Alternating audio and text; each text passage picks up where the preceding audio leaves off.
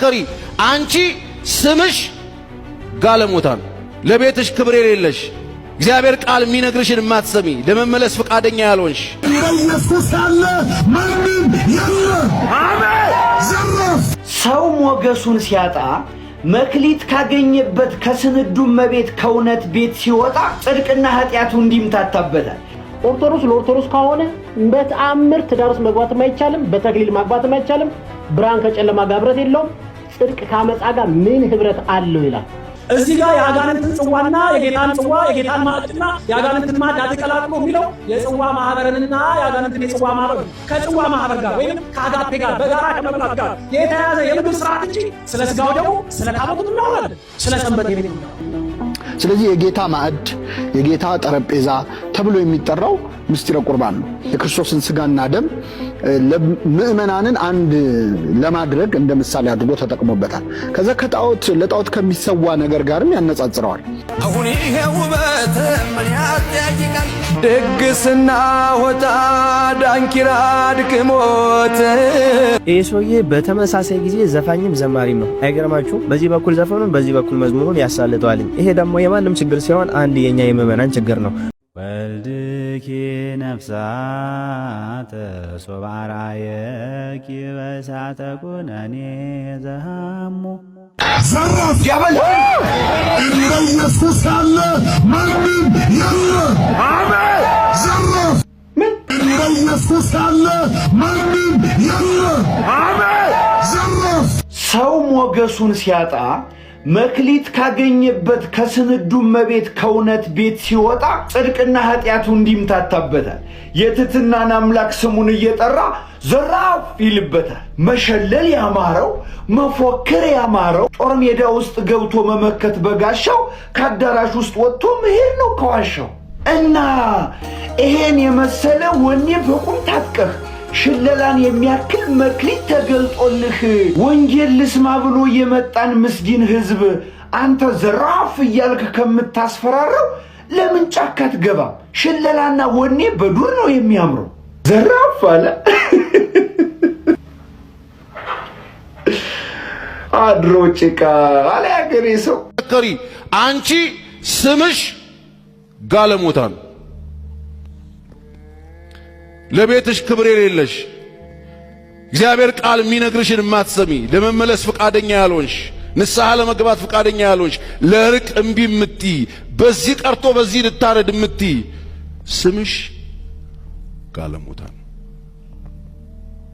አንደኛ ቆሮንቶስ ምዕራፍ 10 ከቁጥር 21 ላይ የጌታን ጽዋና የአጋንንትን ጽዋ በአንድ ላይ ለምን ትጠጣላችሁ? ጠረጴዛ የሚበለው ወንበር የሚበለው ምን የሚበለው ታቦትን ግን አይደለም። እዚህ ጋር የአጋንንትን ጽዋና የጌታን ጽዋ የጌታን ማዕድና የአጋንንትን ማዕድ አትቀላቅሉ የሚለው የጽዋ ማህበርንና የአጋንንትን የጽዋ ማህበር ነው። ከጽዋ ማህበር ጋር ወይም ከአጋፔ ጋር በጋራ ከመብላት ጋር የተያዘ የምግብ ስርዓት እንጂ ስለ ስጋው ደግሞ ስለ ታቦቱ እናወራለን፣ ስለ ሰንበት ቤት ነው። እንደሰማችሁት እንግዲህ የጌታ ማዕድ የተባለው ቅዱስ ቁርባን አይደለም፣ ይልቁንም ደግሞ አጋፔ ወይም ደግሞ ሰንበቴ ነው። ሊቀ ጠበብት ዶክተር ዘሪሁን ሙላት በዚህ ጉዳይ ላይ ዲያቆን ሄኖክ ኃይሌ ከዚህ በፊት የሰራው ቪዲዮ አለ። እጅግ በጣም የሚገርም ትምህርት ስለ ታቦት ሰጥቷል። ዲያቆን ሄኖክ ኃይሌ በዚህ ጉዳይ ላይ የሰጠው ማብራሪያ ነው። ቀጥታ ወደ ቪዲዮ እንሄዳለን ማለት ነው። እስከ መጨረሻው ልታተሉ በእግዚአብሔር ስም ጋብዛችኋለሁ። መልካም ቆይታ ይሁንላችሁ። ስጋው ደግሞ የምንቀበልበት የምናቀርብበት የምንፈትትበት ስርዓተ ቅዳሴ መንበሩ እና ታቦቱ በአጠቃላይ አገልግሎቱ የሚፈጸምበት ቦታ የጌታ ማዕድ ተብሎ ይጠራል፣ ወይም ቴብል ኦፍ ዘ ሎርድ ተብሎ ይጠራል። በግሪኩ ጠረጴዛ ትራፔዛ የሚለው ወርድ ማለት ነው። ጠረጴዛ ማለት ነው። በዲበዛቲ ጠረጴዛ በዚህች ጠረጴዛ ላይ ይላል ቄሱ በቅዳሴ ላይ በዲበዙንቱ ታቦት መንፈሳዊ በዚህ መንፈሳዊ ታቦት ላይ ባኖር ነው በዚህ ህብስትና በዚህ ጽዋ ላይ ፊትህን ግለጥ ይላል። ስለዚህ የጌታ ማዕድ የጌታ ጠረጴዛ ተብሎ የሚጠራው ምስጢረ ቁርባን ነው። የክርስቶስን ስጋና ደም ለምእመናንን አንድ ለማድረግ እንደ ምሳሌ አድርጎ ተጠቅሞበታል። ከዛ ለጣዖት ከሚሰዋ ነገር ጋርም ያነጻጽረዋል። የአጋንንትን ጽዋ ልትጠጡ የጌታንም ጽዋ ልትጠጡ ከአጋንንትም ጽዋ ልትካፈሉ ከጌታም ማዕድ ልትካፈሉ ትችላላችሁን? አትችሉም ብሎ ይናገራል። ለጣዖት የተሰዋውን የአጋንንት ጽዋና የአጋንንት ማዕድ አለው። በቤተ መቅደስ የሚደረገውን ደግሞ ክርስቲያኖች የሚቀበሉትን እንጀራ ወይም የክርስቶስን ስጋና ደም የጌታ ማዕድ ብሎ ጠራው። የጌታ ማዕድና የጌታ ጽዋ ብሎ ጠራው። ዛሬ በቤተክርስቲያናችን የሚደረገው እንግዲህ ምስጢረ ቁርባን የጌታ ማዕድ ነው። አሁን ይሄ ውበት ምን ያጠያይቃል? ደግስና ሆታ ዳንኪራ ድክሞት ይህ ሰውዬ በተመሳሳይ ጊዜ ዘፋኝም ዘማሪም ነው። አይገርማችሁ? በዚህ በኩል ዘፈኑን በዚህ በኩል መዝሙሩን ያሳልጠዋልኝ። ይሄ ደግሞ የማንም ችግር ሲሆን አንድ የኛ የምዕመናን ችግር ነው። ማንም ሰው ብድግ ብሎ መዝሙር ሲወጣ ሆ ብለን እንቀበለዋለን። ማን ነው ከወዴት ነው ይሄንን መዝሙርስ ምን መልእክት አለው የሚለው አናዳምጥም፣ አንመረምርም። ሁለተኛ ነገር ደግሞ ዘፈኑንም ይዞ ሲመጣ ማን ነበር ይህ ሰውዬ? ከዚህም በፊት ምን አይነት ህይወት ላይ ነው የነበረው? ቤተክርስቲያናችንን ያሰደብብናል የሚለውን ሳናውቅ ጋብለን ደግሞ እንከተላለን። ሁለተኛ ነገር ደግሞ ይሄን ነገር የሚከታተልና በዚህ ጉዳይ ላይ ደግሞ ስራ የሚሰራ ምንም የቤተክርስቲያን መዋቅር አለመኖሩ። ለዚህ ሰዎች አሁን ነገ እንግዲህ ማንም ሰው ብድግ ብሎ ቤተክርስቲያን ውስጥ ስትሆኑ ክርስቲያን ስትሆኑ በዚህ በኩል መዝሙር እያወጣችሁ መዘመር ትችላላችሁ፣ በተመሳሳይ ሰዓት ደግሞ ገበያ ከቀዘቀዘባችሁ በዚህ በኩል ደግሞ ዘፈን ማውጣት ትችላላችሁ የሚል መልእክት እያስተላለፉ ነው። ባይናገሩም ስራቸው እየተናገረ ነው። ነገ ደግሞ ይሄ ትውልድ ይነሳና እንደዚህ አይነት ነገር ልክ ነው ለካ ይሄ ሰውዬ በዚህ ሰዓት መዝሙርም ሲያወጣ ማንንም አልተናገረው፣ ሙዚቃም አውጥቶ ማንንም አልተናገረው፣ እንደውም በህዝቡ ዘንድ ተቀባይነትን ያገኘ። ስለዚህ እንደ አንድ ክርስቲያን ቤተክርስቲያኒቷ ሙዚቀኛም ዘማሪ ምንድነው ትፈቅድልናለች ወደሚል ሐሳብ ይመጡና የተመረዘ ትውልድ ይፈጠርና ቤተክርስቲያንን ዶግማዋን፣ ቀኖናዋን፣ ትውፊቷን፣ ባህሏን የሚጥስ ትውልድ ይፈጠራል ማለት ነው። ስለዚህ ካሁኑ ከዚህ የባሰና የወደቀ ትውልድ ከመምጣቱ በፊት እንደዚህ አይነት ስራቶችና ጥሰቶችን የሚቆጣጠር ራሱን የቻለ መዋቅር መቋቋም ቢችል መልካም ነው። ማንም ሰው ተነስቶ እንዲፈነጭበት መንገድ እየከፈትን ነው። ስለዚህ ብንችል እኛ ምዕመናኖች እንደነዚህ አይነት ሰዎችን በመቃወም የራሳችንን ድርሻ እንወጣ። የሚሰሩትን ስራ ባለመንካት ባለማየት እንተባበራቸው፣ እነሱንም ከኃጢአት እንሰውራቸው። ሌላኛው ነገር ግን እንደ ቤተክርስቲያን እናንተ ለዚህ ነገር አትመጥኑም፣ ከአንዱ ለዩ፣ ወይ ዘፈናችሁን ወይ ደግሞ መዝሙሩን ያዙት ብሎ የሚጠይቅ ተቋም መፈጠር መቻል አለበት። ዛሬ የምታመልኩትን ነገር ለዩ። እግዚአብሔር ይበጀኛል ካላችሁ እግዚአብሔርን አምልኩ፣ ዳጎን ቤል ይበጀኛል ካላችሁ ዳጎንና ቤልን አምልኩ። እኔና ቤቴ ግን እግዚአብሔርን እናመልካለን ብሎ በመጽሐፍ ቅዱስ ላይ አስቀምጦልን ነበር። አሁን ግን እግዚአብሔርንም ሰይጣንንም አብረን እናስኬዳቸው፣ ለሁለቱም መገዛት እንችላለን ብለው የሚናገሩና ስራውን በተግባር የሚያሳዩ ሰዎች መጡ። ቅዱስ ጳውሎስ ይሄን አስመልክቶ ብርሃን ከጨለማ ጋር ምንም አይነት ህብረት የለውም፣ ብርሃን ባለበት ጨለማ የለም፣ ጨለማ ባለበት ብርሃን የለም። ስለዚህ ጨለማውንና ህብረቱን አብረን ማካሄድ አንችልም ብሎ የተናገረውን ያልሰሙ ምንም ደግሞ ማይመስላቸው ማይገዳቸው እረፉ የሚሉ ሰው ያጡ ሰዎች አሁን ቤተክርስቲያን ውስጥ እየበረከቱ ነው። ነገ ለትውልዱ ትልቅ መርዝ ነው ተክሎ የሚያልፈው። ስለዚህ ካሁኑ እንደዚህ አይነት ነገሮችን የሚከታተልና እርምጃን የሚወስድ የቤተክርስቲያኒቷ መዋቅር መመስረት መቻል አለበት። ካለም ደግሞ አሁን ተዋቅሮ ከሆነ ደግሞ ስራውን መስራት መጀመር አለበት። አለበለዚያ ግን ቤተክርስቲያንን ሌሎች ሰዎች በእነዚህ ተራ ግለሰቦች እየለቁ የቅድስት ቤተክርስቲያንን ክብር እያወረዱ ነው። ስለዚህ በዚህ መልኩ ቢሄድ መልካም ነው። እኛ ክርስቲያኖች ግን ማንም ግለሰብ ተነስቶ ማይተባስሩ የፈለገውን ነገር ስለሰራ ቤተክርስቲያንን ይወክላል ማለት አይደለም። እኛ ቤተክርስቲያንን እንመዘናለን፣ ቤተክርስቲያንን እኛን መዘናትን። ቤተክርስቲያን ለክታ ቆጥራ ሰፍራ ያስቀመጠችው ህግ አለ። ከዛ ህግ ስንወርድ ቤተክርስቲያን ሳትሆን ተጠያቂ የምትሆነው እኛ ራሳችን ግለሰቦች ነው ተጠያቂ የምንሆነው። ስለዚህ እንደዚህ አይነት ተራ ጨዋታ የምትጫወቱ ሰዎች ከወዲሁ ስርዓት ይዛችሁ ቤተክርስቲያኒቷን ከማሰደብ ራሳችሁን ወደ ኃጢአት ከመግባት መከልከል መቻል አለባችሁ። ምክንያቱም ቅዱስ ጳውሎስ ዘፋኝ መንግስተ ሰማያትን አይወርስም ብሎ አስቀምጧልና ከዚህ ተግባራችሁ ተከልክላችሁ በጎ መንገድ እንድትጓዙ ጠይቃችኋለሁ። ኮፒ ሊንክ፣ ሼር፣ ፖስት እያደረጋችሁ ለሚደርሱ አካላት ዳርሶት ዲሲ ሪአክቲቭ ወይንም ገብታችሁ ሰብስክራይብ አድርጉልኝ። ይቆየ። በተክሊል ነው የምታገቡት ወይስ በዓለማዊ ምረጡ? በተክሊል ከሆነ 2 ደቂቃ ብቻ አዳምጡኝ። በተክሊል መስፈርቱን 7 መስፈርቶች ነግራችኋለሁ። 2 ደቂቃ ሼር እያደረጋችሁ። አንደኛ የሃይማኖት አንድነት። ኦርቶዶክስ ለኦርቶዶክስ ከሆነ በተአምር ትዳር ውስጥ መግባትም አይቻልም፣ በተክሊል ማግባትም አይቻልም። ብርሃን ከጨለማ ጋር ህብረት የለውም፣ ጽድቅ ከአመፃ ጋር ምን ህብረት አለው ይላል። ስለዚህ የሃይማኖት አንድነት ያስፈልጋል። ሁለተኛ ድንግልና። ድንግልና ሲባል ምን ማለት ነው? እሱ ወደፊት እንመጣበታለን። ግን አንድ ሴት ወይ አንድ ወንድ ድንግል መሆን አለበት። በተለይ ዲያቆንን ለማግባት ወይ ደግሞ ቤተ ክህነት ያለው ሰው ለማግባት ድንግል መሆን ይጠበቅባቸዋል። ሶስተኛ ንስሐና ንስሐ አባት። ንስሐ ሳይገቡ ንስሐ አባት ሳይዙ ወደ ተክሊል መሄድ እጅጉን የተከለከለ ነው። አራተኛ ምንድነው? ፍቃድ ወይ ደግሞ መፈቃቀድ። ከቤተሰብሽ የመጣልሽን ወይ ትዳር ወይ ደግሞ ከቤተሰብ የመጣልን ትዳር ወይ በይሉንታ ትዳር ውስጥ አይገባም። ልብ ለልብ መገጣጠም አለባችሁ፣ መፈቃቀር አለባችሁ። ፍቃድ። አምስተኛ ኢኮኖሚ። ኢኮኖሚ ሲባል 4 ጎማ ያለው ወይ ደግሞ በጣም ባለሀብት መሆን አይጠበቅበትም። ግድ ምን መሆን አለበት? ሪስክ ወሳጅ፣ ኃላፊነት መውሰድ የሚችል ራስ የሆነ ባል፣ እንደውም ደግሞ አጋዥ የሆነች ሚስት ያስፈልጋል። ስለዚህ ኢኮኖሚ ግድ ነው ለትዳር እጅግ ስለሚያስፈልግ። 6ኛ መጽሐፍ ቅዱስን ማንበብ መረዳትና የሃይማኖት ትምህርቶችን ማንበብ ስለ ትዳርና ወንጌልን መረዳት ያስፈልጋል።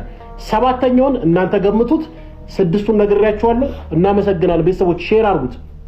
ጣዖት ለሚያመልከው፣ ኃጢአት ለሚሰራው፣ ናይት ክለብ ለሚያድረው፣ እንጨት ለሚያመልከው፣ መናፍቅ ለምንለው፣ አህዛብ ለሆነው ጌታ ኢየሱስ ክርስቶስ ማንን አብዝቶ የሚወድ ይመስላችኋል? በቅድስናና በጽድቅ የሚኖሩ ቅዱሳን ሰዎችን ወይስ በኃጢአት ዓለም የምንኖር ኃጢአተኞች የሆንን እኛን ወይስ ጭራሽ ክርስቲያን ያልሆኑ እግዚአብሔርን ክርስቶስ ኢየሱስን የማያውቁ ጣዖት የሚያመልኩ ወይንም የተለያየ አይነት የስህተት ትምህርት ያላቸው ምንፍቅና ያላቸው አህዛብ የሆኑ የሌላ ሃይማኖት የሚከተሉ ሰዎችን ማንን የበለጠ አብዝቶ የሚወድ ይመስላችኋል?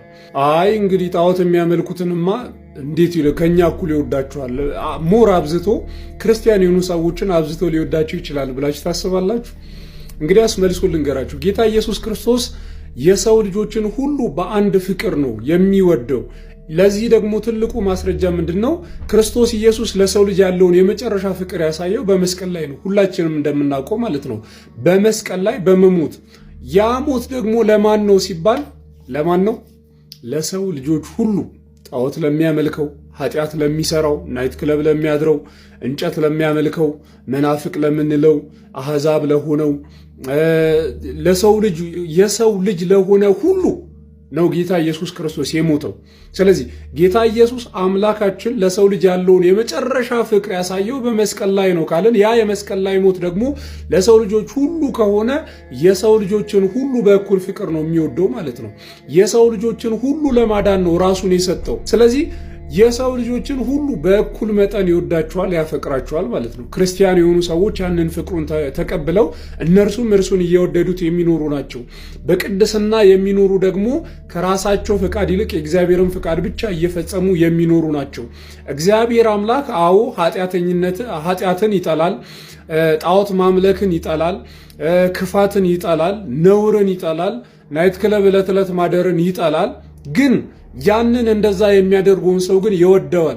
ዛሬም ድረስ ከዛ አይነት ህይወት እንዲወጣ፣ ዛሬም ድረስ የእርሱን ጥሪ እንዲቀበል፣ ዛሬም ድረስ በቅድስና እንዲኖር፣ ዛሬም ድረስ ከኃጢአት ወጥቶ በመንፈሳዊ ማንነት እንዲኖር ግን ልክ ትላንት የሞተለትን ያህል ዛሬም ድረስ ያን ሰው ይወደዋል። ስለዚህ ለሰው ልጆች ሁሉ የክርስቶስ ኢየሱስን ወንጌል ስንሰብክ ምን ያህል እንደሚወዳቸው መዘንጋት የለብንም። በነገራችን ላይ አንዳንድ ሰዎች ማይሆን ነገር ሲያደርጉ ጌታ ኢየሱስ ክርስቶስ እነዛንም ሰዎች ቢሆን ምን ያህል እንደሚወዳቸው እንዳንረሳ። እነዛን ሰዎች ስንናገራቸው፣ እነዛን ሰዎች በማይሆን መንገድ ጀስ ስናረጋቸው፣ እነዛን ሰዎች ጌታ ኢየሱስ ቅዱሳንን በወደደበት ልክ፣ ሰማዕታትን በወደደበት ልክ፣ ጻድቃንን በወደደበት ልክ ያንንም ሰው ይወደዋል። ብታምኑም ባታምኑ።